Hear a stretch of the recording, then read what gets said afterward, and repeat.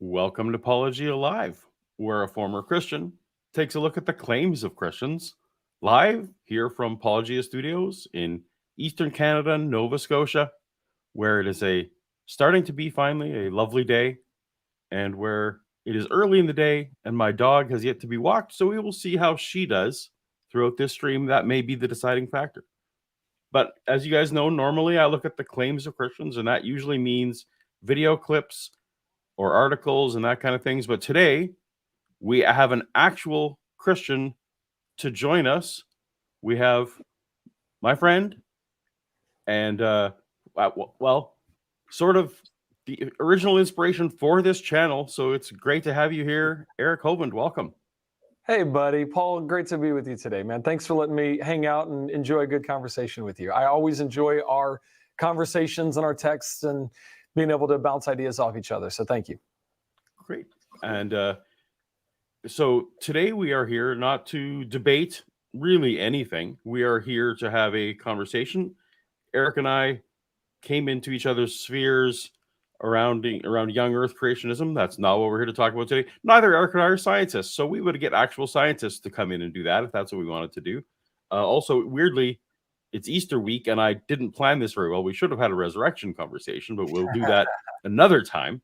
But what has been on my heart in my old vernacular has been morality and how we talk about morality. When I was a Christian, I feel like I didn't feel like I needed anything more to know that God was going to tell me what was moral and what was not. And so I didn't give it any more thought and more particular anymore.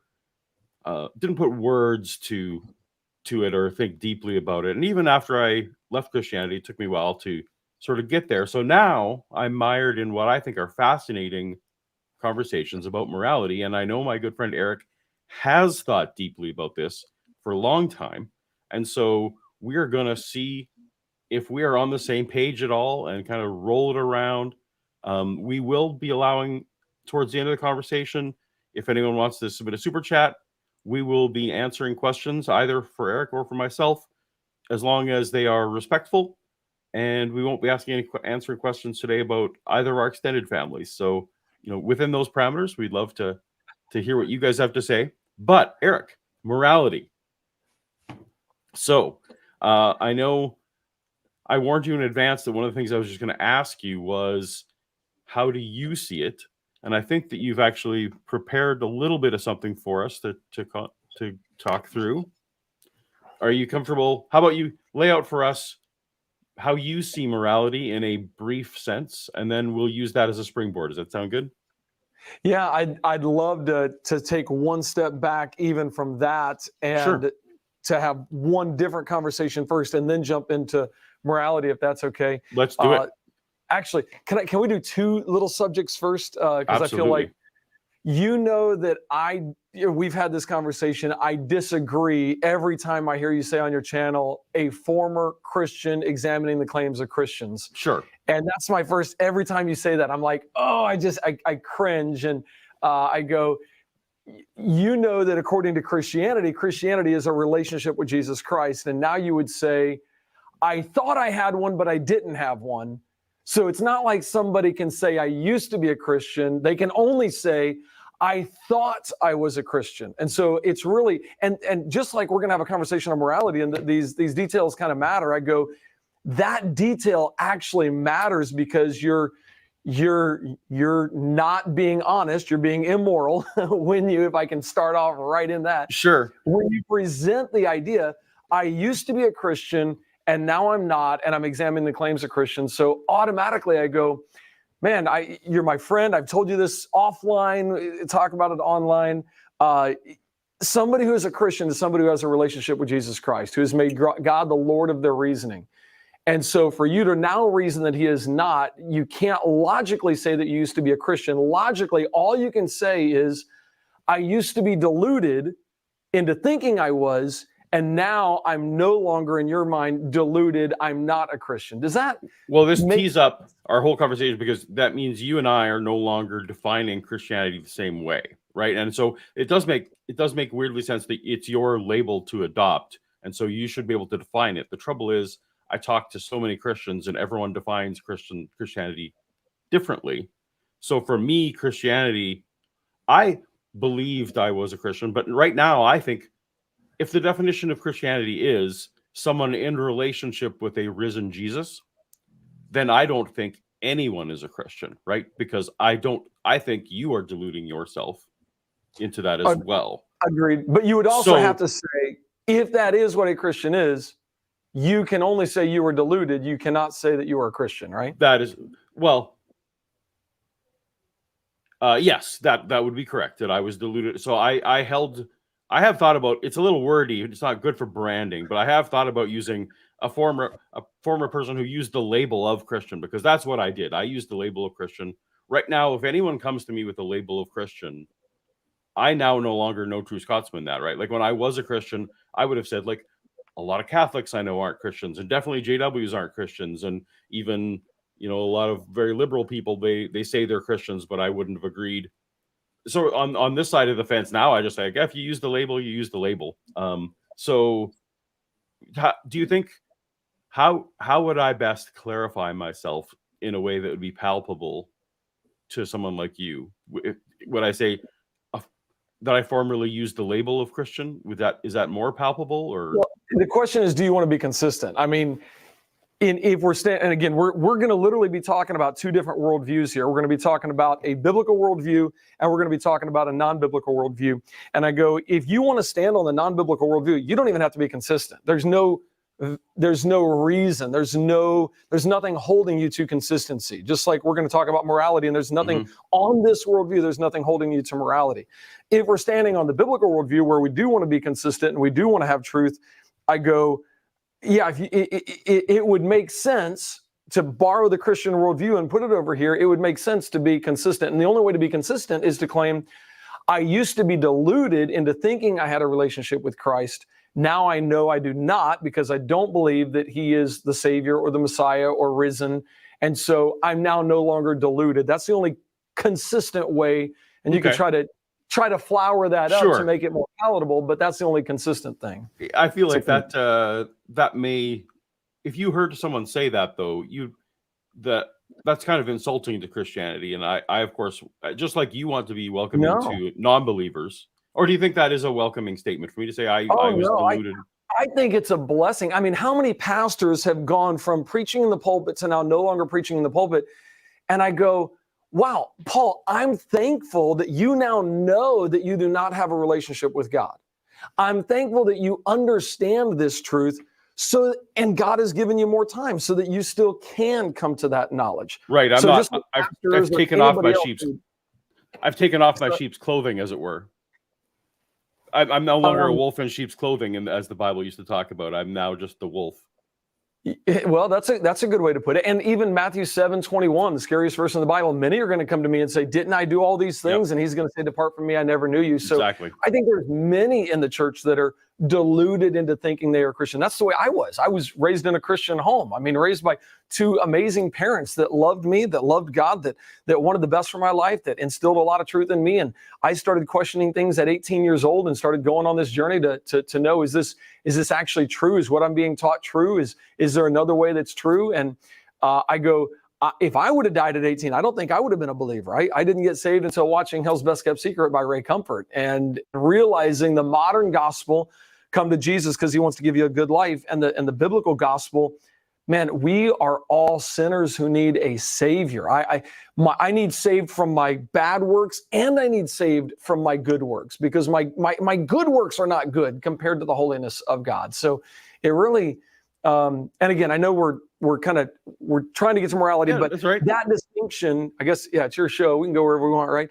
Yep. That distinction of I used to be a Christian, to me, that's the real slap in the face to real Christians, because you cannot say I used to be a Christian, because a Christian is somebody who has a relationship with Jesus Christ. So that, to me, the slap in the face, and I get it, it's good for branding. It sounds great. It might be more persuasive to people, if you will, to say, I used to be where you're at, now I know better. It's kind of what it sounds like, because some people use the opposite. I used to be an atheist and now I'm no longer an atheist. So I think there's Yeah, it works well for Lee Strobel and J. Warner Wallace. Yeah, and so I don't know, if you make fun of them, maybe you ought to make fun of yourself too. Oh, I'm all for that. So I'm all for that. And actually, yeah, and I'm not. I hope I'm not being. When presented with that, I'll take that on board. Absolutely. I was deluded then, and I think you are too. So so all good. Okay. That was topic 1 you wanted to cover. Apparently, I've given you pain point number 2. Let's cover that. What is that? That's it. Pain point number 2.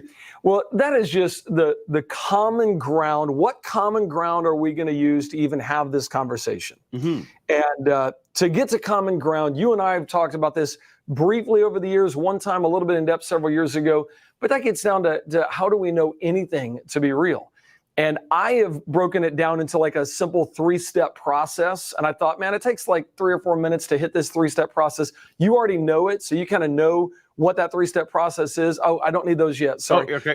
No worries. But in that 3-step process, I think it lays. I actually have slides for this. I should have made those. Yeah, worth me.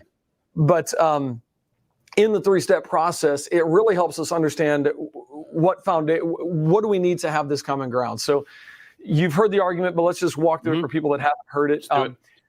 If you could be wrong about something, can you claim that you know that it's true? Is the first thought experiment we do. So if I said the speed limit's 35 miles an hour on a road over here, but I could be wrong.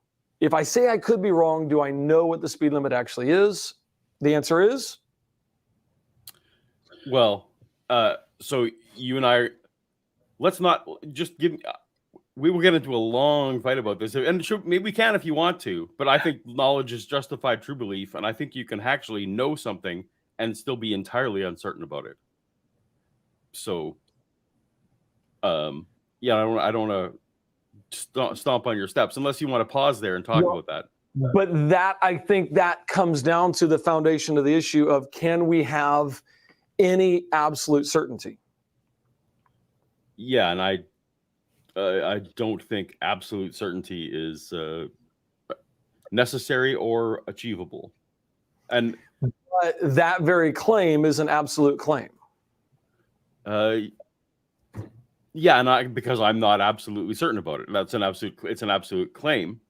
But if you'd have said, Paul, are you absolutely certain about that? I've said no, because I don't feel absolutely. So I'm open to being wrong about that. Right, but the logical fallacy that we undergo, because if we can't get down to we can actually have truth, we can have real truth, true belief, we can have knowledge, and we don't have a basis for knowledge, well then sitting here and talking about morality is, if we don't ground it in something, we're talking which candy bar do you like the best? Which is the best candy bar? Which is the best flavor of ice cream? Or what's our favorite colors? It just turns into this personal preference thing if we don't find a way to ground it. Does that make sense? It does make sense, and I actually do think that morality is closer to the candy bar thing. Sorry about my puppy. It's just the way people are walking their dogs right now. She's crazy. I do think morality is closer to the candy bar than the absolute certain knowledge. But let's get in some definitions so that we are actually on the same page. Truth is what? Truth is that which conforms to the mind of God. All right. And so I think truth is that which conforms to reality. So what is reality? Reality. No, whose reality? There is only one reality, and I don't reality know. is reality. God exists. Your reality, God, doesn't exist. Right, and so one of us is wrong about that for sure. One of us is really wrong. I would go with you there. Like one of us, absolutely. So, the way we adjudicate, we just said absolutely. Yeah, that's funny. See, this is the problem. We just hit the issue right there. Yeah, absolutely. Somebody's right and somebody's wrong. That right there undermines your very claim that we can't know absolute right and wrong. No, that just means that we live in a world where I have presupposed laws of non-contradiction. Is that absolutely true? No, I've presupposed it. I've presupposed because I have yet to see Is any it other absolutely examples. true that you are presupposing it? No, you could convince. So I didn't used to think that I was presupposing it, and a philosopher actually convinced me that I was, and I'm sure probably could be convinced otherwise that I'm not presupposing it. But as to the best information that I've got, I'm presupposing. Yeah. Yeah, and that's again where this problem comes down, because we're going to be talking in terms of absolute while you're denying absolute. So we're going to be constantly having this illogical conversation and going back and forth between these two worldviews, and it ends up creating lots and lots of confusion. Let me, if it's okay, let me run through 3 steps and give my foundation. Yeah, that's what I wanted you to do without my weird interruptions. So if I claim I could be wrong about something, I can't claim that I know that it's true. Because if I claim I could be wrong about something, I cannot claim that I know that it's true. So kind of that's a simple thought process. So the next thought on this is, out of all the knowledge in the universe, I mean, out of all chemistry and astronomy and physics and computer science, women's brains, men's brains, your dog's brain, where every nut is buried from every squirrel in history, throughout all time, like out of everything there is to know, how much knowledge do we actually have? And we would say very, very little. Let's pretend it's 1%. Okay. Let's pretend we think we've got 1%. Is it possible, out of the 99% of knowledge that we don't have, that something could contradict or prove wrong the 1% that we think that we do have? Well, the answer would be yes, it could. Therefore, we could be wrong about the 1% of knowledge that we think we have. And if we could be wrong, can we claim that we know that it's true? No, we can't. Now, here's the problem. Logically, we've come to the conclusion we could be wrong about the 1%. If we could be wrong about the 1%, that means we don't even know the 1%. Well, that would mean we don't know anything at all. The problem is that's an absurdity. That leaves us in absurdity world. And philosophers throughout time have only discovered 2 ways to get out of absurdity world. Way number 1, you can have all knowledge. And if you had all knowledge, you could never be wrong about something because you know it all. And the only way to know something and not be wrong about it, in other words, have absolute certainty, is to know everything. Or you have to know someone who knows everything, and the one who knows everything can reveal knowledge to you. So the Christian claim is, obviously, we don't know everything. The only way, actually, this would be Christian or non-Christian, the only way to have knowledge is if it's revealed by the one who knows everything and cannot be wrong. Now, that brings up multiple questions, and that goes along a whole line of thought that I know we've kind of gone down before, but sure. The foundation, the grounding for any knowledge claim has to start with the one who knows everything revealing truth to us. So if we don't start there, now we're in absurdity world of, I'm absolutely sure that I don't have any absolutes. I know that I don't know anything for sure. We end up in absurdity world, and the only way out of absurdity world is start with the one who knows everything, revealing truth to us. So that's my foundation, is we have a foundation of, I have to start with the one who knows everything, revealing truth to us so that we can know things. Right. Otherwise, and we all know things. You do know things, Paul. You know we're talking right now. It's not you're not wondering that. You're not wondering if you're a brain in a vat. You know you're here. So I'd say everybody has knowledge, and everybody knows things, and that's impossible without the one who knows everything revealing truth to us. So that's my little argument. So that actually is going to illustrate where I hope we can get to with morality. Maybe we'll never get there. Who knows? So you defined for me what knowledge is, and that is conforming, or something conforming to the mind of God, something along that line, right? Truth is that which conforms to the mind of God. So, do you know? This isn't meant to be like begging the question. Is a fallacy, logical fallacy, when you assume the conclusion in a premise, right? The problem is the impossibility of the contrary. If I don't start with God, now I'm in this weird world, absurdity world of I know that I don't know anything. No, I'm sure that I'm not sure. but let's It's just stick true with that truth there's right no now. truth. So we say it again. So let's just stick with truth right now. So you're appealing to a lot of people's intuitions about knowledge and intuitions about these kind of things. But again, most people, including myself, haven't thought deeply about these things. But when you think deeply about truth and you say, well, truth, instead of, would have held the truth is that which conforms to the mind of God. But if instead you define it as truth is that which conforms to reality, that is an equal intuition. When you ask people about to define reality, they'll nod their head at that as, oh yeah, intuitively, I think that's what I'm talking about when I say truth, when they haven't thought about it. Well, let And me add this then. I can kind of use that definition. Truth is that which conforms to reality, but you can't stop there. As God sees it. So just add as God sees it, because but then you're still begging the question. No, I'm showing it's not begging the question to say that. It's actually the impossibility of the contrary, because of the argument I just gave. So if you don't start with the one who knows everything, you can't have any knowledge. No, but you are begging the question because if you want to test does God exist, you cannot start with the premise that includes God. So I think you would agree that if God is real, my definition is still fine. The question, does God exist, turns into very quickly an absurdity when you realize that without the one who knows everything, i.e. God, you can't know anything. All right. So we need to shift into knowledge. It makes sense because I understand you are using different definitions than me, but appealing to the same intuition that I have and the same intuition that people are listening to have.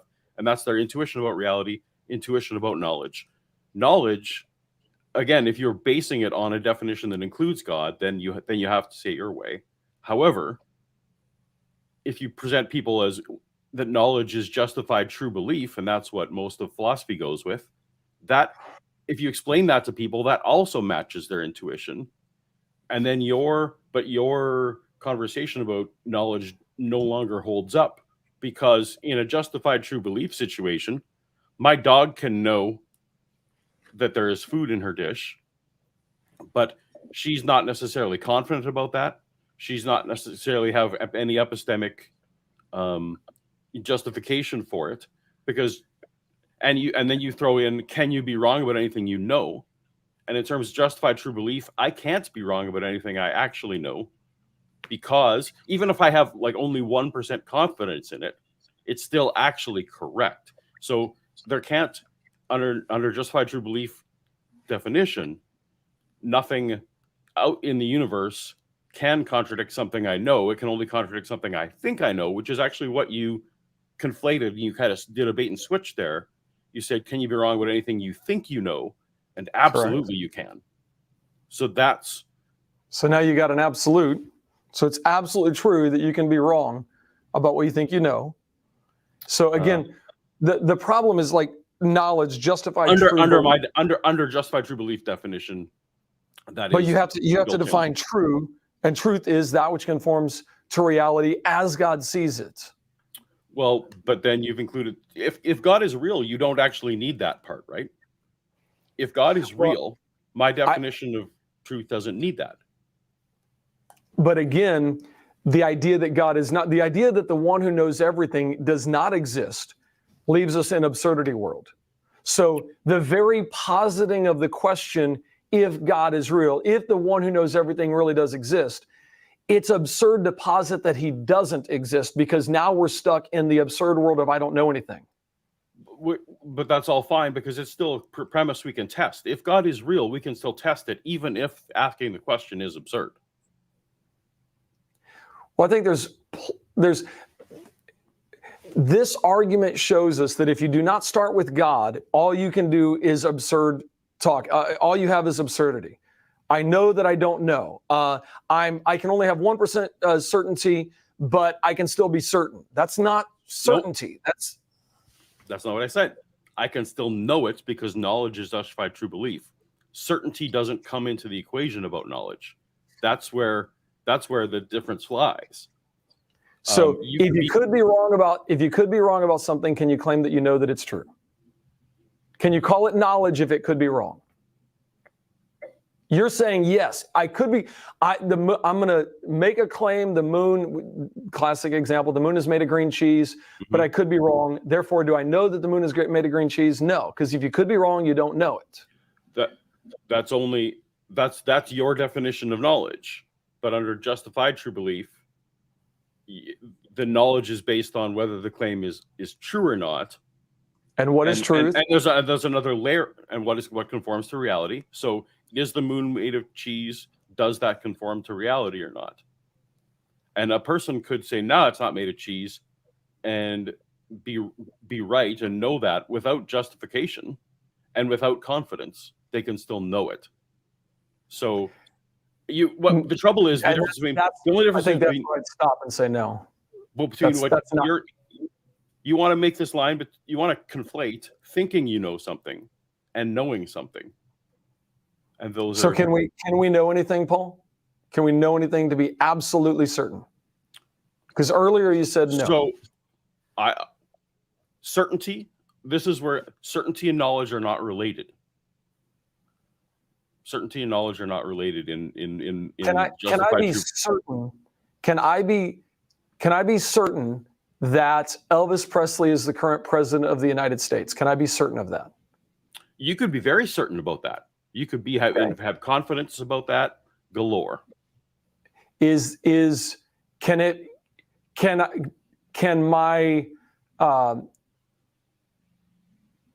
true that Elvis Presley is the current president of the United States?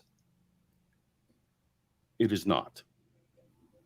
And you're absolutely sure of that? You're certain of that? No, because certainty doesn't play into it. So you're not certain that Elvis Presley is not the current president of the United States? I am confident that Elvis Presley is not the president of the United States.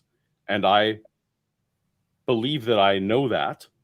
But belief that I know that is not the same as knowing it. Right. So can we have certainty in anything? No. Are you certain of that? No. There's the problem. We keep ending up going down. I don't value certainty anymore. You value certainty in a way that I do not. But it's because, and that is because honestly, and we're friends, so we're this isn't like a I gotcha thing. That reveals foolishness. It is like if I took that clip out just now and put that up on Instagram as a reel, Christians would love it. Are you certain of anything? No. Can you have certainty? You said no. Are you certain of that? You're like, no. It's like, I don't know. I wish you could see the absurdity of that view, of that thinking. And you have to do that. And I get it, because to deny the one who knows everything, you are left in foolish thinking. That's the only thing that's left is foolishness at that point. So I think what we've demonstrated, though, and this is where I hope to get with morality, is that because we are not using the same definitions for words. Like, I will never use as my definition of reality that which conforms to the mind of God, as long as I don't believe in God. So as long as we will talk in circles this way and feel like the other person is being ridiculous because we're not using the same definitions. I get it. And that's why words that we think we intuitively understand. And that's why the conversation has to start with, how do we know anything? Can we know anything? Can we have certainty? Is there any absolute truth? Is there anything that is absolutely true? There is, but that's unrelated to personal certainty. Can we know anything that is absolutely true? We can. But that is, again, we can't be certain. We might be. So give me a. What is something that is absolutely true? What is something that's absolutely true? That thought just ran through my head is a thing that is absolutely true, because according to justified true belief, I'm justified in thinking that because the only thing I can really be certain of is the content of my own thoughts. But again, you can have certainty now about your own thoughts. That's the thing I can be most certain about. Let me say it that way. Yeah, that's where it falls apart again. Like you know, can you be certain of anything? You said no, and now you're arguing. I can be, you know, you made the claim I could be certain about my own thoughts, but then that goes against your earlier claims. So now you have to go, well, I can be mostly certain. Well, this is part of the problem with the language about this is that we use these colloquial phrases, and that's how it's easy to trip people up in this. They do think about their own maximum certainty as absolutely, even if there is a degree of certainty, you know, above that. Also, people tend to be overly certain about things, like they can be 100% convinced of a thing. That is wrong. Well, I feel like you are using certainty and confidence as synonyms. No, can we have absolute certainty? And you would say no. And I would ask, are you absolutely certain of that? And you would have to say no. That's correct. And that means we can have absolute certainty. That's a contradiction. But I said, no, we can't have certainty. Right? And then I said, are you certain that we cannot have certainty? And you're going to say, no, I'm not certain of that. That means, therefore, it is possible that we could have certainty. It is possible. Absolutely. You could convince me. You could convince me that there is such a thing as I would say your very statement, we cannot have certainty, is you're having to dismiss it because it's an absurdity. Because to stay consistent, to hold your feet, to stand on your own foundation and be consistent, you'd have to say, I'm certain that I'm not certain of anything. I know that I don't have certainty. And at the same time, I don't know. It leaves you in this absurdity world. It leaves you in this world that doesn't make any sense. It leads me in a world that is honest and consistent with my definitions of these words and with philosophers' definitions of these words. That's why I'm going. We keep bumping heads because consistent. Those words have meaning that mean the exact opposite of what you're claiming. I can't have certainty. Honest, consistent. Those are based on like having certainty, and you're claiming consistency has nothing to do with certainty. Consistency is whether proposition A and proposition B are compatible. That's consistency. And honesty is about whether I am saying the same things that I hold to be true. Like those are not conflating things. Those are different words with different meanings, so right? It is not consistent to say we cannot have certainty and I'm not certain of that. That's not consistent. It's not intellectually honest. Okay, so intellectually honest is different than honest. I'm just saying. I think that when people posit that, I think either they are deluded into trying to hold these two views that don't go together in their mind. I think it could be. Sometimes I think it's self-delusion. They don't want these things to be true. So I think it could be a variety of things there. But anyway, that's where to have a conversation on morality, we have to have our conversation based on can we find this? Can we know what it is? Can we be certain about what these are? Or is this again just flavors of ice cream and favorite candy bar, and you're going to tell me why you think Kit Kat's good, and I'm going to be like, no, Reese's is good. Think about this flavor, and it's like, who cares? Then everybody gets to pick their own candy bar. Let everybody be happy. So, in a way, I'm actually with you on that, but well, I'm not saying that. I'm saying that's your claim. That's not my. No, claim. I understand. No, so right. But you actually would want you're disparaging that view already. Correct.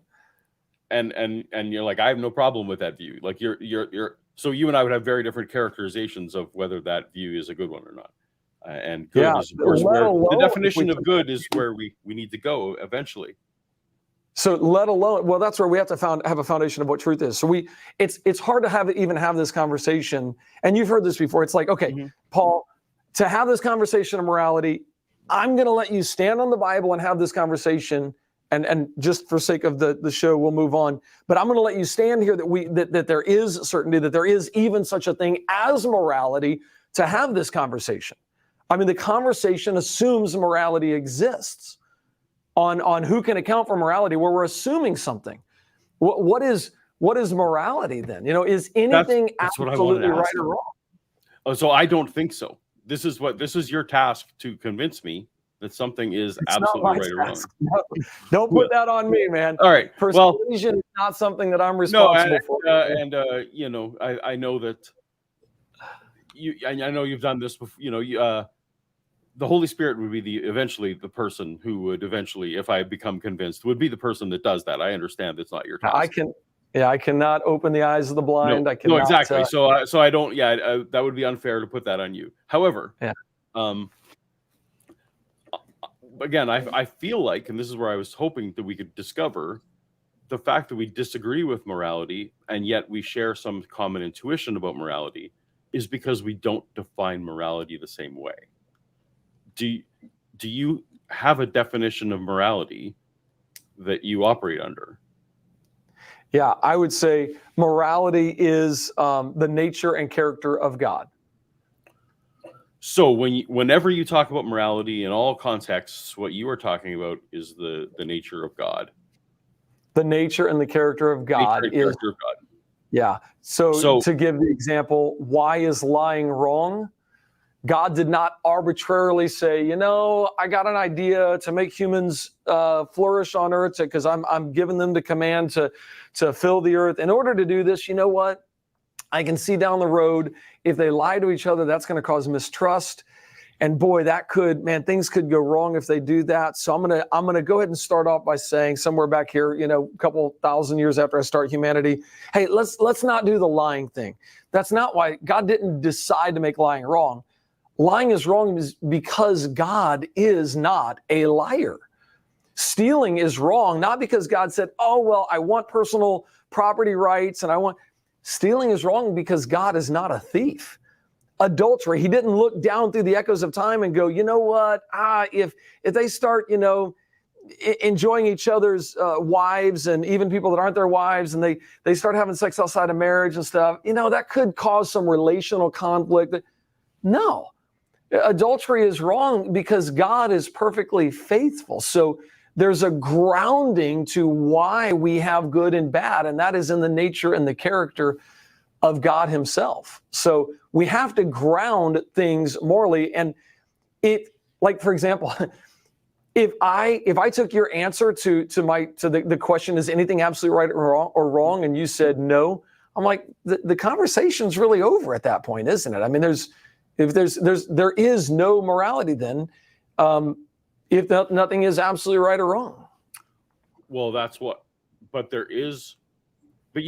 you would agree and you would appeal to normally that people have intuitions about what they think morality is, right? Like I would say that God has written his law on every man's heart, on every man's conscience. Yes, a biblical principle is God has written his law on every man's heart. Right. Romans chapter 3, everybody knows right and wrong. Even those that didn't have the law all the way back through time, they knew, they understood morality because it's written on their heart. Yeah.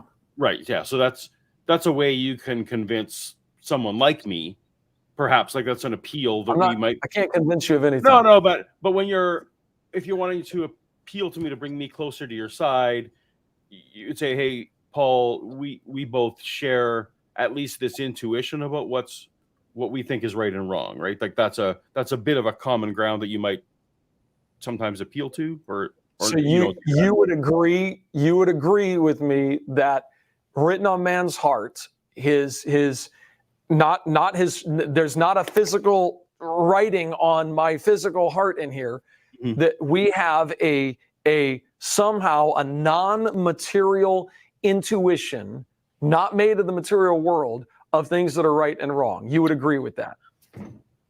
So yes, I agree that we have an intuition about what's right and wrong, and that is not material in nature. Well, I feel like it comes from our thoughts, and thoughts are merely events, and so like they're based in material. So let's not get there. But that's where it goes, man. You know it. But the trouble is my intuition. So, but then that's when I start to think to myself, Paul, what do you mean when you intuit that something is right and wrong. And so for you, right, it sounds like right would be conforming to the mind and character of God, and something wrong would be something that is in conflict with the character of God. Is that fair? That'd be a simple way to, yeah, I don't even mind. You can go to the dictionary. I even brought, and now the dictionary has changed the meanings of different words over time. I brought my 1891 dictionary here if we want to look up what they used to say. But yeah, I mean, right is that which comports with the character of God. Wrong is that which goes against the character of God. I mean, I don't even mind dictionary definitions, of morally good, because again, we're getting down to what is morality, justified, what is acceptable, what is morally correct or honorable. Those ideas still stem from an absolute, stem from something that is not subjective. It's not flavors of candy bars. It's not flavors of ice cream. It's not favorite colors. It's some kind of standard. Yeah. Do humans have intuitions about non-moral things? Such as? I don't know. Do we have any, do we have intuitions that we should eat food? Do we have intuitions that we should drink water? Do we have intuitions about anything? Would you call those intuitions about eating food and drinking water? I don't know if I'd call those intuitions. Well, that's why I didn't want to, do you think there's anything in the same class of our intuitions about morality, about us? That is written on our heart. I'd say it's written on our heart that God exists. We know that. All we can do is suppress that truth. I'd say it's written on our, again, the love your enemy instead of hate your enemy would be an intuition that's written, love people would be something that we know we should do. We don't always do it. We disobey our own conscience. I think that's in the category of morality. So I guess I'll abandon that. So when I'm feeling, well, I think those other things are intuitions, right? They're things that we innately do, and we do with shorthands. We do with heuristics. We're not thinking about breathing. So when we're underwater, right? Like we intuitively, our bodies, go for air, our bodies. And I feel like morality is in that same category, because when I think about right and wrong, I think about does something harm someone? I think about the second commandment, never the first. Love your neighbor as yourself. So when I think of something right, I think about that something that is affirming others and that is reducing harm. And when I think about something as being bad, I think about that as causing harm or reducing pleasure, well-being, not pleasure so much, but well-being. In that realm, my instincts that a Christian Christians have appealed to with me in the past, those intuitions make equal sense under that framework, and under that framework, then I'm defining morality as the second commandment, essentially, that which doesn't, that which helps my fellow human flourish and which reduces harm and increases well-being. I know that where the imperfection comes, obviously, is our ability to predict how those things are, and the competition, and you would call this sin nature, but I would just call it, our self-preservation versus group preservation. I don't need you to agree to that definition at all, but I guess I'm just wondering, does it make any sense to you that it is a worldview that is coherent and consistent with these intuitions, or do you think no? I even made a sign for this, Paul. Cool. do we need? Says who? Who had the meeting that decided this? When was the meeting, and why wasn't I invited?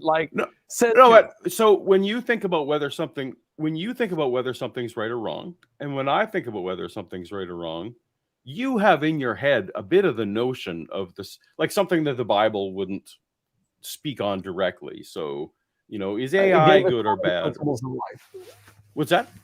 It gave us all the principles that we need. Biblically, it did. And God wrote that on our heart. Yeah, absolutely. Okay. So it's hard for me. I can't even get off that, because to posit anything other than that is, we get into this absurdity world. Now, where it's arbitrary. I mean, I would hold this up and say, says who? It's like, that's arbitrary. Who cares what you think morality is, Paul? Well, but if the appeal is, and maybe you're not making this appeal, but people try to convert me and others by appealing to our common instinct about what morality is, and what they would tell me is what's written on my heart. And if you're trying, and they're trying to say that is written in your heart is evidence of a God, right? Or at least I shouldn't ask you to confirm what other people tell me, because that's not fair. But when people are trying to convert me and convince me that they use a moral argument for God, if there are other things that explain my intuitions in an equal way, it no longer is a argument for God. And so I guess maybe you don't make this argument for God. Yeah, you can't even say equal way, because you're dealing with a complete. You're dealing with a complete. Again, it's an arbitrary. It's an absurdity. It's a flavor versus an absolute. So you can't say it's equal. Nothing equals that. That's the problem. There is no equal to the absolute, the one who knows everything. You can't get above that. You can't get around that. You can't get by that. There's no way to go, I'm going to take my arbitrary opinion and I'm just going to sit here and go, says who? Mm-hmm. Who cares? I mean, it doesn't matter what you think. It's irrelevant if you don't have an objective standard. If you're not basing it on an absolute. Nothing is equal to an absolute. But so if I had thought to make a sign, my sign would say, who cares? If there's I almost made that one for you because I made one that says why as well, because that's the other question that keeps coming up. Well, why? Why is that the standard? Why did you pick that as the standard? Why? And then the next question says who? Well, and then the next question after that is who cares? Like I am because I am unconvinced that there is an absolute, and what I need to do as someone who attempts to be intellectually honest, and this is what I'm trying to have this conversation and to get some pushback is, am I missing something? Am I doing this wrong? Are there facts about the universe that I can test with using predictive power that would inform me that absolute morality is anything different than just intuition and a desire for it to be that way? Please, you're denying the creator of it all. You're denying the one who made it all. You're denying, and that's where I'd say, you really. Is it denying or is it testing? Is it denying or is it just seeking affirmation of? No, you are actively denying. I mean, watch your videos, go back and watch them. You're actively denying God. You're not just contesting it. You're not just saying, I'm not sure. You're actively denying him. And it makes sense, because those who are not regenerated are, the Bible says, at enmity with God. It's not just that you're wondering if God exists. It's like God says, no, you're actively fighting against me. And I'd say anybody that watches your channel would say, boy, it sure seems like Paul is actively fighting against God. This is not I'm in a search to find. Seems like, no, this is an active fighting against. And that's, again, what Scripture says, those are not for me or against me. It's not like there is no neutral ground. There's no, I'm neutral on this one. Is there such a thing as a hypothetical person whose faith is in God and yet still wants to maybe test whether these things are true? Or the second you start to test it, you've fallen out of that category? Well, again, what does Scripture say? Lean not on your own understanding, in all your ways acknowledge him, and he shall direct thy paths. So I'm going to take every thought captive and make it obedient to Christ. As a Christian, I'm going to do what I believe. I'm going to submit my thinking. I mean, because this is the sin in the Garden of Eden. Satan said, God said this, Satan said this, and Eve's like, let me decide. And that's the same thing. I mean, you're my friend. That's the same thing you're falling for, Paul. You're falling for the same lie of, I'm going to be the arbiter. I mean, and this gets into, if I go, okay, let's not grant the Christian worldview. Let's stand strictly on the materialistic, atheistic worldview. Now we got a whole bunch of problems, because you're right. My intuitions or my thoughts are just chemical reactions. Mm-hmm. Those aren't right or wrong. The words right and wrong don't apply to chemical reactions. You can't even, they make no sense. Well, it actually, if under my definition of right and wrong, they can, but that's fine. So can I do this? I do have a slide on a series of slides. So you gave your definition of morality as an atheist, and it was right is that which doesn't harm, and bad is what causes harms. Right is something about helping encourages human flourishing. So right. Now there's lots of problems with that, and we could say, okay, let's grant that. Let's look at the problems. But let me first go. Okay, let me pull up. There's a guy who was an atheist. Let me go to this slide real quick. And now you'll have to forgive me. This is a long quote, but let me read this quote. Okay, he had just told the story of attempting to murder his father with a ball-peen hammer while his father was sleeping, and he says this: "Did I mention that I was an atheist? I understand that most of you atheists out there live perfectly normal lives, but I can never understand why you would want to. Think about it. We've got this massive universe, and over here is a tiny little crumb of a galaxy. Out of one of the spiral arms of this galaxy is a thoroughly unremarkable ball of hot gas. Circling this ball of hot gas is a pathetic speck of cosmic dust we call Earth. And crawling all over the Earth are these feeble, selfish, self-destructive lumps of cells consistently diluting themselves into thinking that what they do is so important. But the universe couldn't conceivably care less whether you love your neighbor as yourself or torture them to death for fun. So you might as well do whatever you feel like doing with a little bit of time you've got. And what are my atheist friends going to do with their 80 years or so? Let me guess. You're going to go to school for a while, then get a job, work for a few decades, maybe pick up a family along the way, then retire and die of old age or some illness. How original. Free thinkers, huh? Believe it or not, some people don't want to live like cattle. Some people don't want to follow this pattern that we're all expected to mindlessly follow. Some would rather bash a man's head in or shoot up a theater or walk down their school hallway stabbing people. And why shouldn't they? Because it's wrong? Says who? Your grandma? Or should they try not to hurt people because people have intrinsic value? Here I thought human beings are nothing but machines for propagating DNA. Most people don't want to kill and slaughter, but for those who do, our civilization is rapidly destroying any significant reason they might have for resisting the urge to kill and slaughter. Young people are lining up to dance to the music of their DNA. All you can do now is hope that they get tackled when they stop to reload or that they make some huge blunder when their bloodbath begins. I made a huge blunder when my bloodbath began. I underestimated the amount of damage a human head could endure. Crushed skulls can apparently be pieced back together by doctors. My dad had brain damage, but he survived the attack. I was taken to a mental hospital and later to jail. Jail's a place to sit back and reflect on the things you've done. You've got plenty of time to sit back and think, why did I get caught? What steps can I take to avoid getting caught next time? And without all the empty, repetitive tasks that ordinarily keep you mentally sedated, you've got plenty of time to figure out what's important to you. The most important thing to me was not being a slave to people for whom I had nothing but contempt.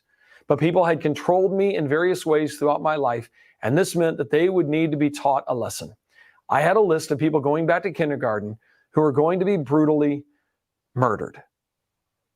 And I go, Paul, why can't that be the foundation? If it's just ice cream flavors, he happens to like Rocky Road. Yep. Nothing wrong with that. Yep. So I love David Wood. David Wood, his family and his story is very inspiring. I think you know a little bit. You must know a little bit about him if you've put that up there. Yeah. David Wood, as you know, though, has been, this is not said to be disparaging in any way because he talks about it all the time. He's been diagnosed with sociopathy. And so his brain chemistry is definitely operating, when you talk about fizzing and whatever, in a way that is not atypical. That's the word I'm looking for. So would you say not good? Or maybe that's the evolution that maybe we need to allow his genes to propagate the society. Maybe that's actually the next evolutionary step, granting the evolutionary world. There you go. So you actually are leading to exactly where I would go, is that the basis why my definition for morality works is that as a social species, we actually do correct for behavior that counters against the group. In the short term, individuals can and will do certain things that are counter to group well-being, but over the long term, we come together. Any social species, not just humanity, comes together to rein in and limit this kind of behavior. Like someone like that, someone who's going to be always selfish, will not have as many kids. You might point to, well, Genghis Khan acted that way, and he actually has more kids than anyone in the whole world. Yes, but his reign was put to an end, and so, I feel like the evolutionary. That doesn't mean what he was doing was wrong, and that's called, what you're doing is the naturalistic fallacy. Again, I simply hold up my sign. Says who? But I said it's wrong according to. It's only wrong if you define definition wrong the way I did, and the only thing keeping that definition in check is survival, and we can absolutely ignore it, but then our species will go extinct. And any species, any social species that ignores it. Explain that to me. It's the fallacy. It's an informal logical fallacy. If something is natural, it must be good. And it's kind of closely related to the is-ought fallacy. No, because so I don't think that's what I was saying. It ought to be the case that it survives. No, I didn't. But that's not what I said. I didn't say it was.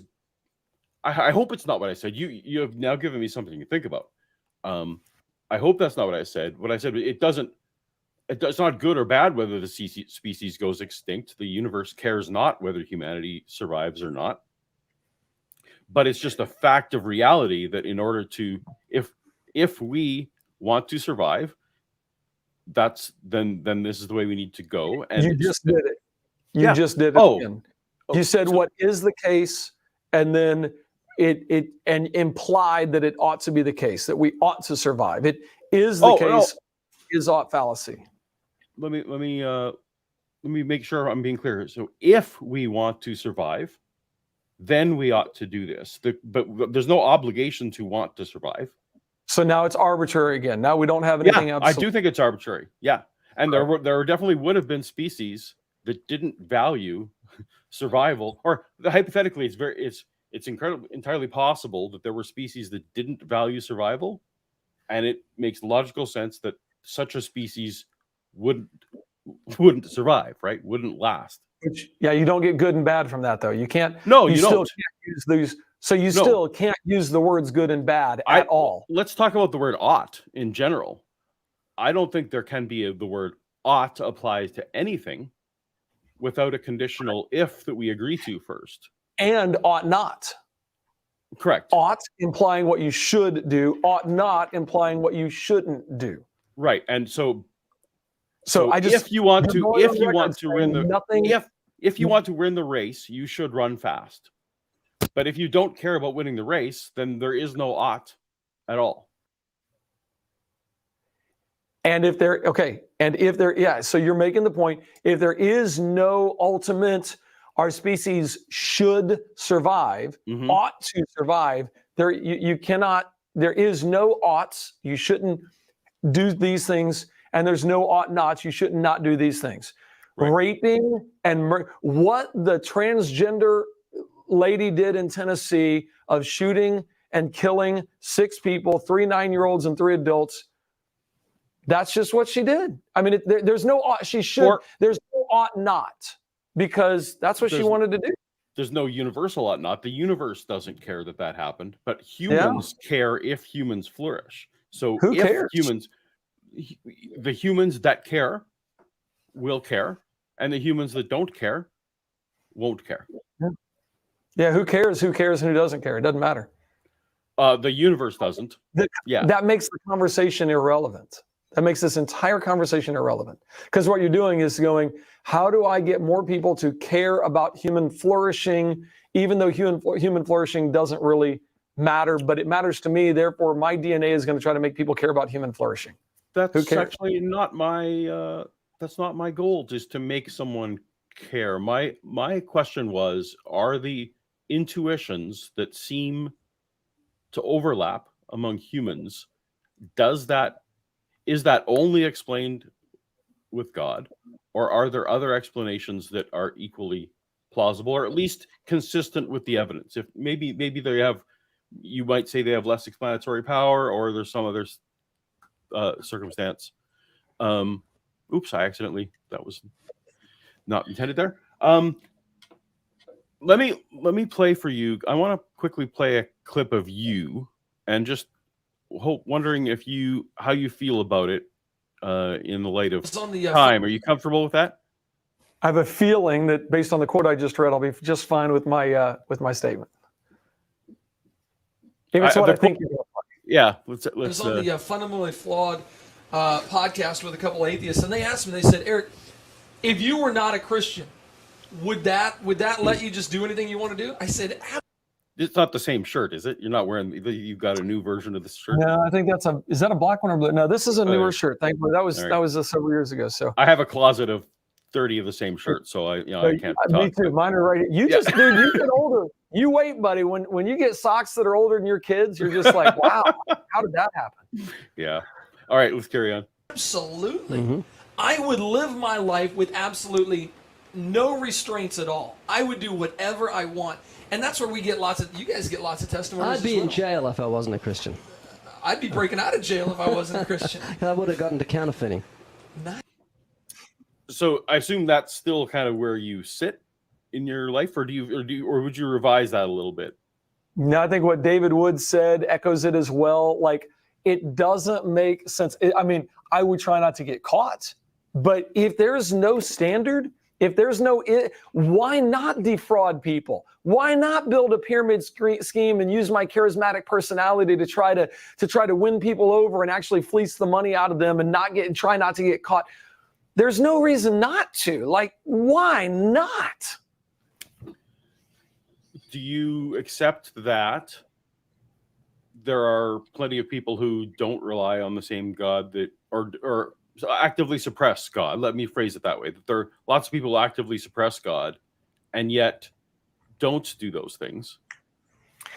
Well, when you understand that morality is the character and nature of God, and the part of the character and nature of God is to glorify himself, nobody can be, unless what we're doing is for the glory of God, it cannot be moral. That's why I say sometimes, not only do we need to be saved from our bad works, the bad we've done, we need to be saved from our good works, because we think that we can be pretty good without God. And God says, no, your good stuff is as filthy rags to me. I don't care if you helped an old woman across the street. If you're not doing that for my glory, it's not done even in the right way. So you can't even have morality apart from the God of the Bible. So, but do you feel like really if you were somehow to become convinced that God doesn't likely exist tomorrow, which is impossible, but that you would go on some kind of stealing, killing spree? Like you honestly feel like you would be that unrestrained? I don't know that killing would be my MO, but if my DNA, was a serial killer DNA, well then I'm just dancing to my DNA. And that's why you can't blame the shooters. You can't blame people because they're just dancing to their DNA. They're just doing what nature has. I can't even use the word created. Can't use the word curse. Nature isn't a thing. It's what the material world has done. There is no right and wrong. So I think I've said it before. There's a clip out there. I probably would have grown up, and I was being a little sarcastic when I said it, but I would probably still be just trying to see how many women I can get with, looking at lots of porn and trying to gratify the flesh all I can, because in and of me there is no good thing, and I'd simply be trying to gratify my flesh. which, I'm not going to. Yeah, that's fine. Okay, so that is where you stand. You would agree that that's okay, right? To the extent where you are not harming other people, that is okay. Yeah. To the So extent. me having a bunch of wives, it's not hurting them. It's all consensual. Me having wives of varying ages, doesn't matter how old they are, as long as it's consensual. Well, consent, okay. consent within, like, there are ages of consent. Like you can't. I don't think that there. And we would quibble about what age it is, but there is a consent. There is a line under which consent cannot be given. So this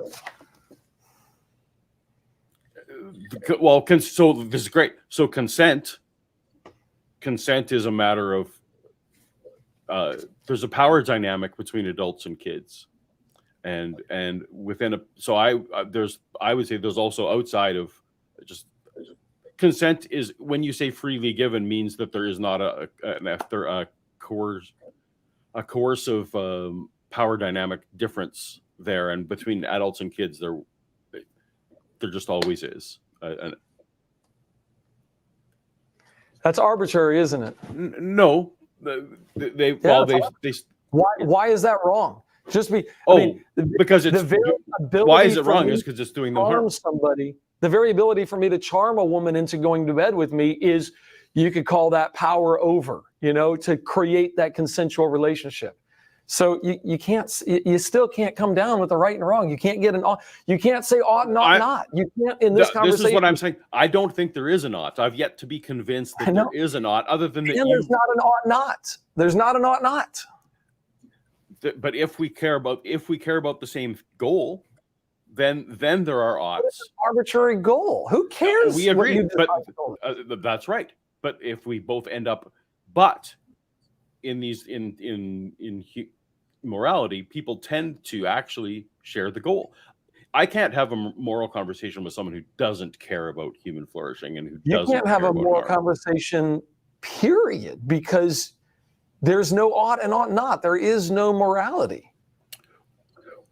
Oughts, you'd have to demonstrate for me that there can be oughts that are isolated from ifs, and you haven't demonstrated that for me. And no one's demonstrated. I'm not trying to put that on you. No one has demonstrated for me that an ought in any circumstance can exist without an arbitrarily selected if. Well, again, now we're dealing with how to know what truth is, and how can we have truth without the one who knows everything. And so we get back to that foundational thing because you're saying, I want proof that this is true. It's like, well, you've kind of already said we can't know what that is. We can't really have an absolute. We can't. So you're asking for something while denying its existence in the first place. It wouldn't even make sense for me to try to do that. So preponderance of evidence doesn't need to land on certainty. Preponderance of evidence just needs to be demonstrable. And it seems like if God was real, that God could operate in that parameters of demonstrating that he was real. So, God has absolutely demonstrated in those parameters, and there's no question about that.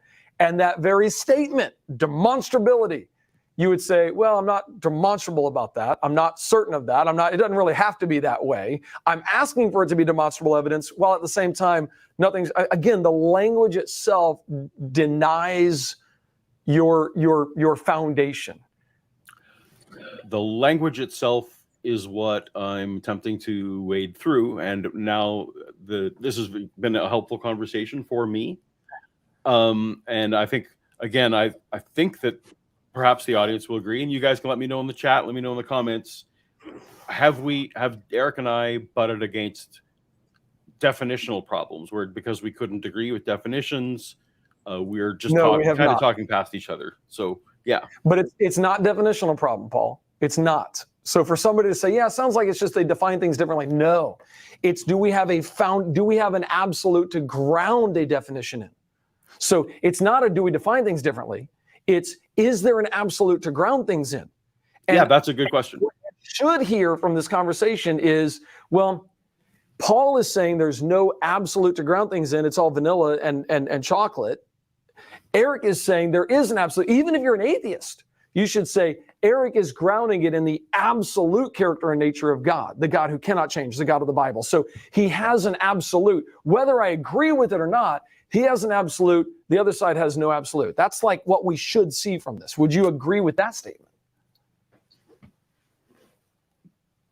Not really. For reasons we've gone into. Also, the Word of God is. I would agree that if the Word of God is the Word of God, that there is a singular way to interpret it. But there's a right way. There's a right way. There's a way that if it's the Word of God, there's a way that God intended people. Is that a good way to say it? There's a way that God intended us to interpret it. And some people get it wrong. Yes. And that just the and fact we that should we be do need speaking that way out. The fact that we do need to interpret it actually should, in its own way, soften some of the absolutes that you put on that. But that's okay. I feel like no, because a car manufacturer cannot help if somebody decides to read it and they say put 4.5 quarts of oil and they say, I'm going to interpret that as 12.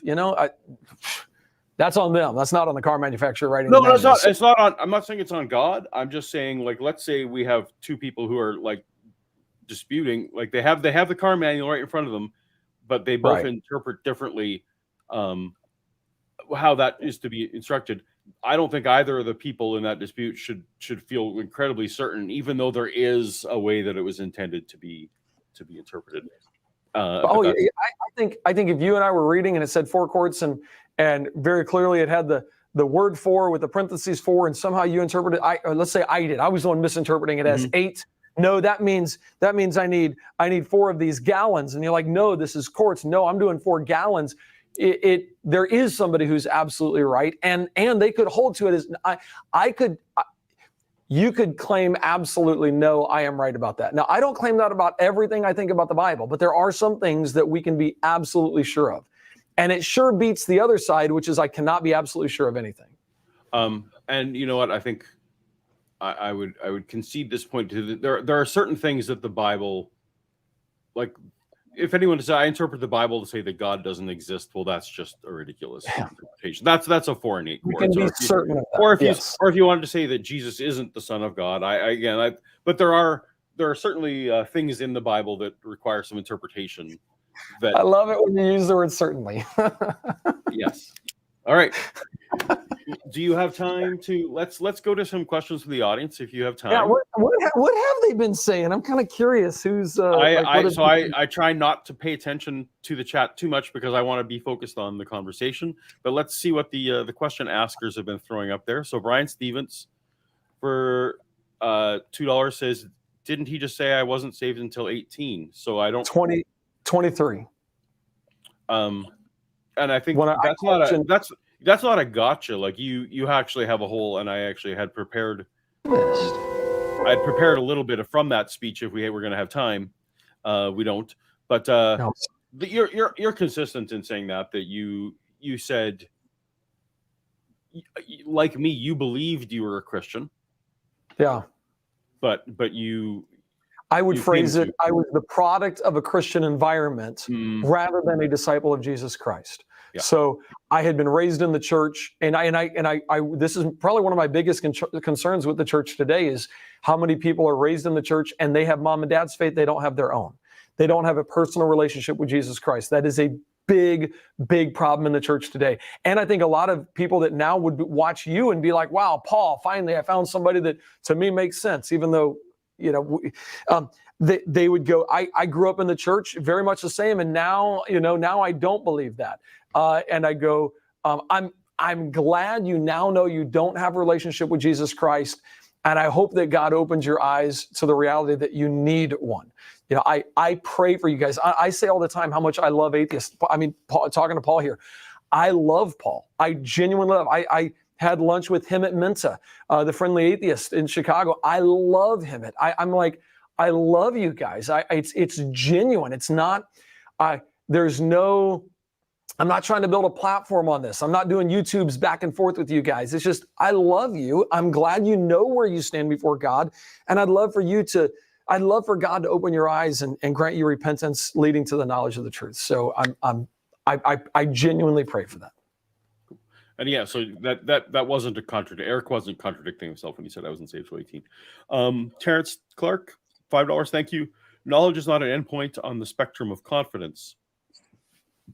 I think that would be I would agree with that, and I guess we go ahead. Okay, yeah, we went there. No, we covered that. We covered that. If you don't have the one who knows everything, you're stuck in the absurd position of I can't really know anything. But anyway, okay. All right. Only a Sith deals in absolutes. Well, that was my former boss wrote that. Is that absolutely true, or is he being absolute about that? You Sith, you. That's right. Only a Sith. You're right. It's true. To be eternally consistent, only a Sith could say that. So, yep. There you go. Yep. Brian Stevens for $2. I've heard the same script from street preachers. Probably true.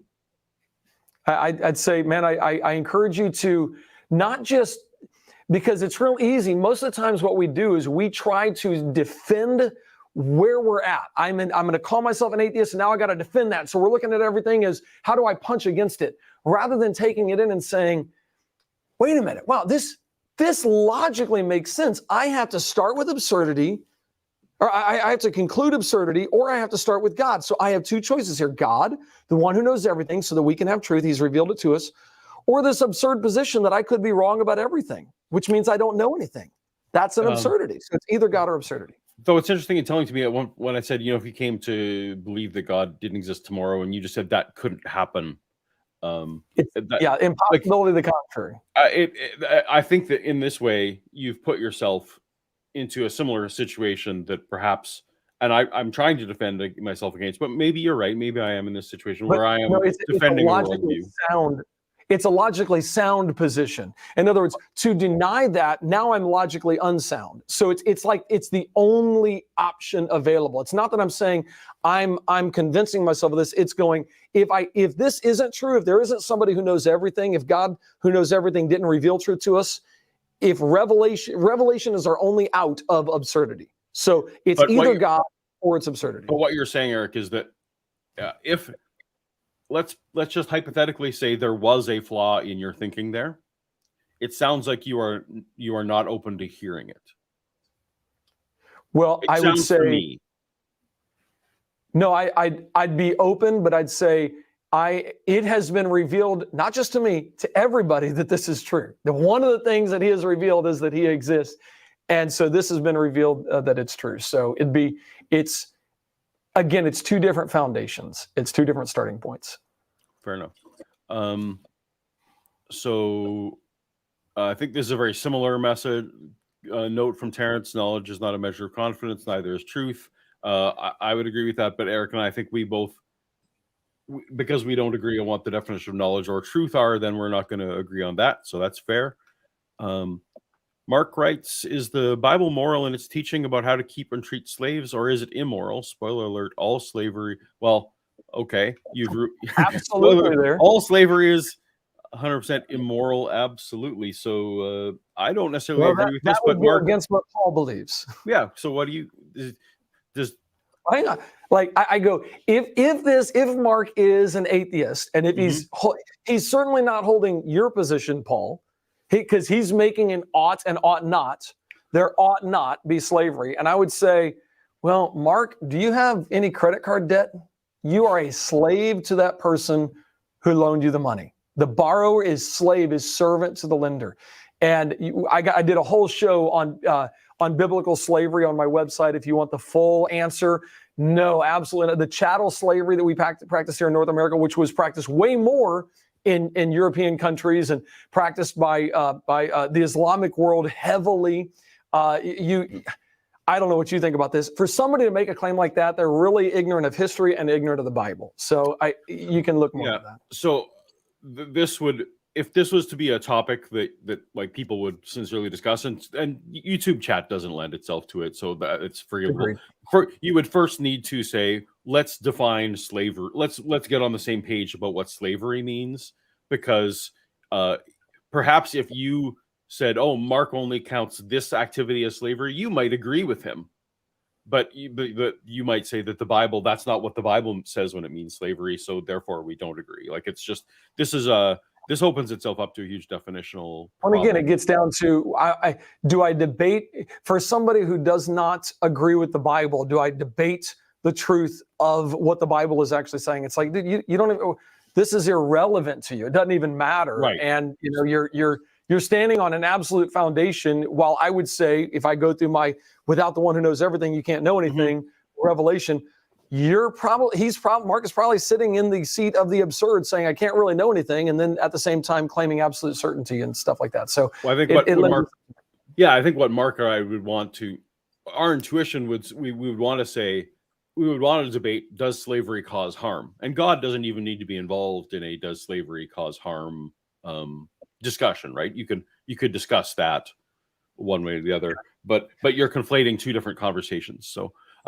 Eric, if you can only ground knowledge in the one who knows everything, how do you know you're talking to the one who knows everything? If he didn't reveal himself to everybody, we couldn't know anything. So it's, again, the impossibility. We call it the impossibility of the contrary because the other option is absurdity. So the other option is an impossibility. So we have to go with this. And it's like, it's a one-way street and there's no way out of it. You're forced logically down this road of, do you want absurdity? I can't know anything. Or do you want the one who knows everything is revealed truth to us? Those are our only two options. Or can you observe where you define absurdity as living with uncertainty? It seems like, but no, because I have lots of things that God has not revealed absolutely to me. So it's not that everything I believe is absolute, but there are things that he has revealed that are absolute. So, and we didn't even get into, like, I should have made the signs about this, the very concept of laws of morality, again, on the basis of they are absolute, which you're not even there, but on the basis of their absolute, laws of morality, laws of logic, laws of math, laws of science, they are immaterial in nature. They're not made out of matter. They are universal. They apply everywhere, and they are unchanging. The laws are. You can't. So I don't use this to say, well, therefore, God exists. The argument is actually backwards. If the universal, immaterial, unchanging God of the Bible did not exist, you could not have universal, immaterial, unchanging laws of logic, science, math, and morality. And that gets deeper, but it's a good way to understand. I have to have the right starting point to get what I see in the world today. It has to start with God in order to get what we see today. So I'm not arguing upstream to the conclusion of God. I'm saying I have to start here to get that. And yeah, very much the opposite. Those things you described are properties of a universe, and it makes sense that they're universal because that's the property of the universe. And we have discovered properties about the universe, and we call them laws because we haven't seen exceptions yet. So it's just the flip side. Hillel writes, could Eric please explain why he thinks knowledge, bracket certainty about a belief, is more important than whether the belief is well justified or well supported? I don't know if that certainty about it is more important than if the belief is well justified. Well, well justified and supported is the same thing as like certainty. So could Eric explain why he thinks certainty more important than well justified support? I mean, that's so I actually it's not like those are different. It sounded like from me to the conversation that you treated those differently. Certainty meaning your psychological state of how confident you can be. So I guess what you're trying to say now is those are not separate things. Like my confidence in a proposition doesn't necessarily need to be related to the amount of evidence I have for it. And so it sounded sometimes at points in the conversation where you thought those were separate things, how confident you can be in it and how much evidence I have for it.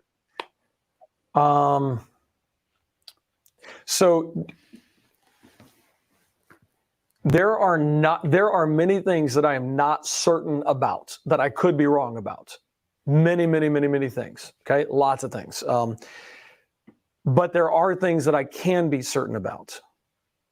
And if you don't start with the one who knows everything, revealing truth to you, you can't be certain about anything. And to me, that's what was demonstrated is we either start with an absolute, the one who knows everything, or we're standing on this worldview of we could be wrong about everything. There is no certainty. It doesn't matter how much well-justified, well-supported information you have, you cannot have any certainty. And I would reject that we cannot have certainty because that's a certainty claim. Fair enough. I think for Hillel and others, like yeah, we just don't. We don't actually care about certainty. We just care about predictive power, and we're willing to completely throw out our. If predictive power fails, we're willing to throw things out. But that's we've been around this horn, so we'll just keep moving. Morality is a conversation, not a noun. I think people don't like it. I have a thing that I don't like people using evil as a noun. It bristles me. I feel like evil is a descriptor of, like, you need to have a subject. Like the evil's not wandering around. Even if you want to say Satan is evil, well, that's an evil being. And there's anyway, fair enough. I think they're poking fun at a thing that I bristle about. So morality is a conversation, not a noun. I again, I don't know how you bristle about it, but I'm going, evil, you've heard the idea that evil is not a thing, it's the lack of something, it's the lack of good, just like heat is not a thing, it's the lack of cold, or cold is not a thing, it's the lack of heat. So anyway, right, but also I would actually say heat isn't a thing either, right? Like heat is like heat's not a noun either per se, like in terms of it's not a thing. Like heat is this chemical is a temperature change, that kind of thing. Anyway, evil. I don't know if you would think that evil in and of itself, or even good, is a noun. Like you would actually agree with me. Like you would say good is grounded in God's nature. Like there's a subject that exists that is good, and that's how good exists. Good's not just floating. Conformable to the moral law. Right. Virtuous. It's applying to the actions of somebody that so conform to the character of God. You actually agree that good doesn't exist without a subject, I guess is so you and I agree in its own way. Let's plow through these. 315 watching and so he's using YouTube things. 315 people were watching us, I guess, at some point, and there's only 99 people or however many that clicked on the thumbs up. I don't really care if you click on the thumbs up, but that's great. At least I like. And if you didn't like it, click the thumbs down. I'm cool with that too. And at least I like these kind of conversations. Educational, far nicer than debates. Yeah, I think Eric and I are both in the camp that straight on formal debates are more theater than truth, and that's not either Eric or I's strength is formal debates, and so we're better in conversational modes. Eric's better than I am in conversation modes, but because he's more practiced. You and I have always had great conversations. Oh, we've had because you make me comfortable, and actually I thank you for that. But not everyone makes me feel comfortable, and so I'm not always as good. I'm still waiting for you to come down and hang out in Pensacola with me. That's going to happen. That's going to. What are you waiting for? Do I need to buy the ticket for you too? No. Do we need to do a fundraiser right here on YouTube to get you down here to hang out? No, it's my Shannon's silly job is holding us up at the moment. But no, we'll get there. Okay. And actually, if it ever comes down to though that there's like Ben has talked with me about this before. Like if there ever is a thing, like let's have Paul come down and we're going to talk in front of some schools or talk in front of this stuff. Like if it's a business trip, we can make that happen almost any time. Let's figure that out. Well, we could just have a conversation about YouTube and call it a business trip, baby. Let's chalk it up. Yeah. That's right. Cool. So Hillel writes, hypothetically, if God in his mysterious ways told Eric to lie and steal from his neighbor and assured him that was an act was consistent with his nature, would Eric go with it? Thanks. How would you answer that? I'm going, I mean, he wouldn't tell me to do something against his nature. So now I could see God saying, like, if I was hiding Jews from during the Holocaust and God said, it's okay to lie about that, I would lie about that. Yeah, so I think it would have to be, if I was to answer this, even in my old Christian mode, like God would have to, again, I think that would be part of assuring me that it was part of a larger plan, that at this moment, a piece of information needed to be hidden from an enemy, or that they took, like, would it be okay if someone if an enemy had come and taken the Ark of the Covenant, would the Jews have been justified to go get that back? Like, absolutely, they would have. And so, if you steal it back, is it actually stealing? Well, and that's the question. And so, and I think justifiably. So if in the Christian worldview, if God was asking you to steal something, like, everything belongs to him ultimately. So that would be like, to God, can God steal something like that? I don't think God could steal something, right? Because everything It's a good point. ultimately belongs to him. That's a great point. Yeah. All right. There's my Christian. I need an actual Christian hat sometimes I can put on. And like, I have an atheist hat, so I play the atheist with the students up there before I have you talk to them, and I always have fun with that. All right. Only someone truly insecure about his beliefs before a debate makes props beforehand. I don't agree with that. That's hey, well, I got a question for you. I got a question for you, Phil. I disagree. What that is a demonstration of, so I have in the past, if you think that's pro-Eric, I've made slides in the past in a debate setting, knowing that someone, or assuming that someone was going to go down a certain path, and I had slides prepared for that. I think that's a sign is nothing different than having an argument. I disagree. Phil, all right, thanks for $9.99. Yep. You're wrong. Love you, buddy. And we'll use that for to take Eric for coffee when we go hang out. We just got a couple more. Every tiny living thing judges right from wrong for it. Animals can place behaviors in those boxes. Social animals can judge the behavior of others. But what your behavior goes into which box is taught. I don't know if I agree with that. I think it's learned a lot. I think, again, if it's the moral nature, again, if we go on it's the character of God, you got one answer. If it's not on the character of God, it's arbitrary. It's vanilla versus chocolate. It's Reese's versus Kit Kat. Well, then who cares what box you check and what you decide? Why not beat your dad's brains in with a ball peen hammer? So I guess if we want to be just play with this mentally, if one was to say that right and wrong is literally just labels we give to preferences, if that was the label, if that's how you're defining right and wrong is preference labels, then he's probably correct. Then every living thing has preferences, and they act toward those preferences. I guess that's fair. But you can't call it right or wrong. Well, preferences. You cannot give the label right, wrong, good, bad, ought not. None of those labels would apply to the preferences then. Well, that's a label fight, and I think that people inadvertently, and you probably agree, people do use right and wrong as if they are. You say they wrongly do this, but people in practice do use those words to mean preferences sometimes. And I think most of the time they use those words in line with the moral nature and character of God, even though they want, while denying it at the same time. Again, it gets back to that absurd worldview. Jeff Cochran writes, your thoughts are just electrochemical events. Knowledge is not absolute certainty. Morality is a biological predisposition. I'm sorry if this upsets anyone. Sometimes the truth is upsetting. He said knowledge is not absolutely certain, and then used truth is upsetting. That's funny. It's a contradiction right there in the very statement itself. You literally contradict yourself in that sentence that's on the screen right now. So that's knowledge is not can we have absolute certainty? The truth assumes certainty. Truth assumes certainty. If it's true, it's certainly true. And this is where with my secular brethren, and I demonstrated it several times here, because we are imprecise with our language, we open ourselves up to these kind of criticisms. So being more precise with our language would be helpful for myself and for my brethren. So but go back to that one real quick. Morality is not. Morality is a biological predisposition. Well, then so you cannot say to the child rapist who that is his biological predisposition, that is his morality.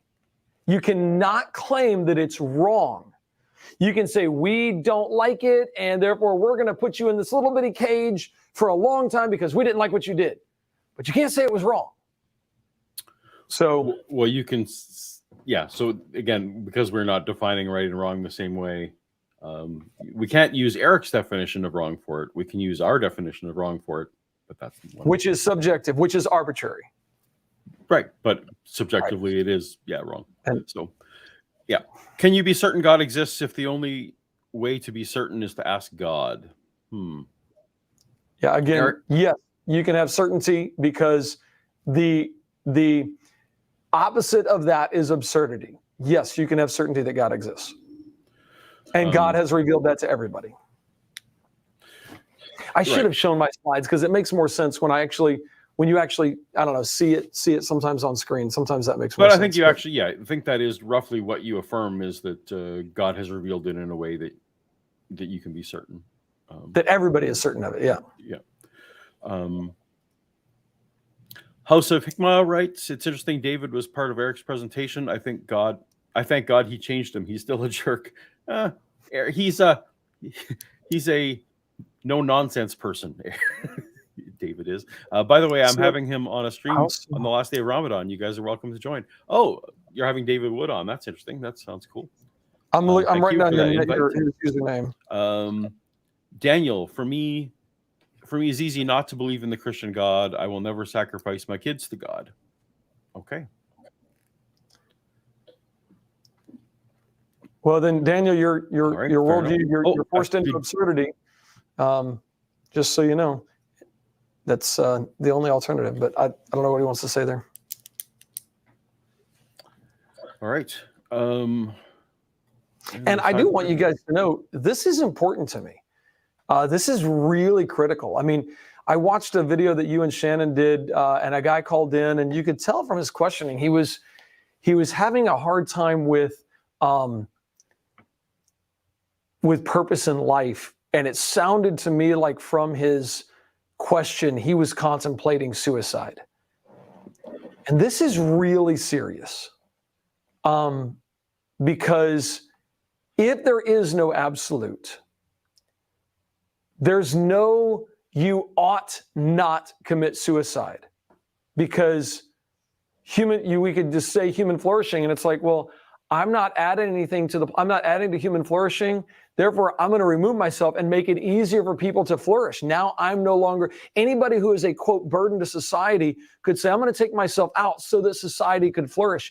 And we could talk all of society into going, look, this is good. This is going to help us. We're going to do better. There's going to be more food to go around because we don't have this baggage. And you now have no standard to say, don't take your own life. This is very serious. I say don't take your own life because you're made in the image of God, and it's appointed unto man once to die, and after this the judgment, and you're going to face him one day. And so when you stand before him as one who's been forgiven by the blood of Jesus Christ, who said, I repent of my good works and my bad works, all of it. I'm sorry, God.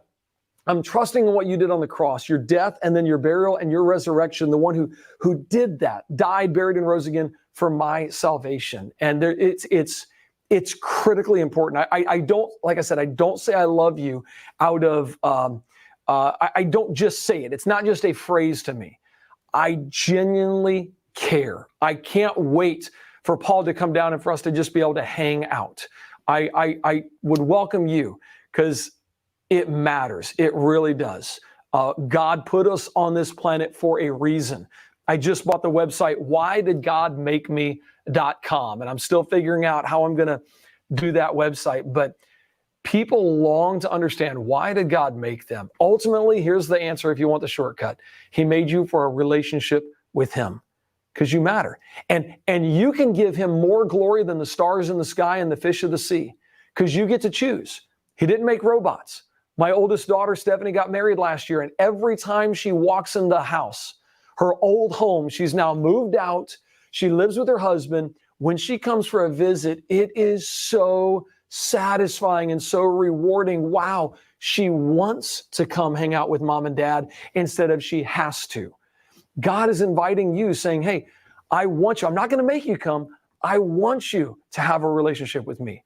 And it's a welcome invitation that you are welcome to. But he's not going to make you, because he gets more glory when you say, God, thank you. Thank you for giving me this world to live in. Thank you for creating me. Thank you for giving me breath in my lungs. I want to praise you. I want a relationship with you. That's what it's really about. So I need to let my audience know I'm very sorry. We have kept Eric over time, and so we will not be able to get to all of the super chats.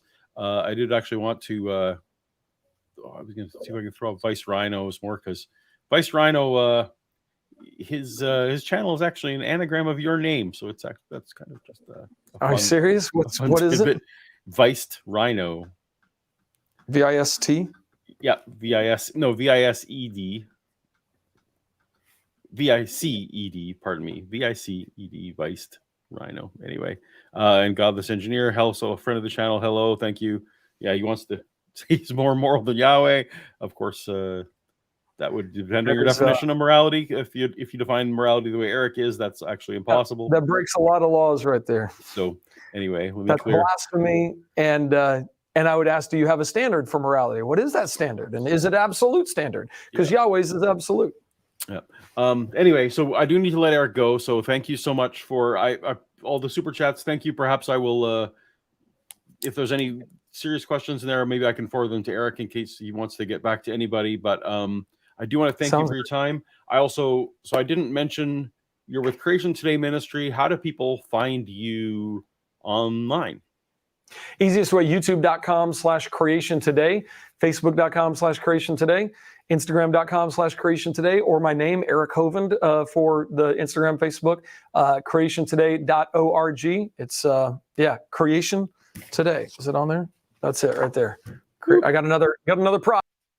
Oh, was it Paul that didn't like that?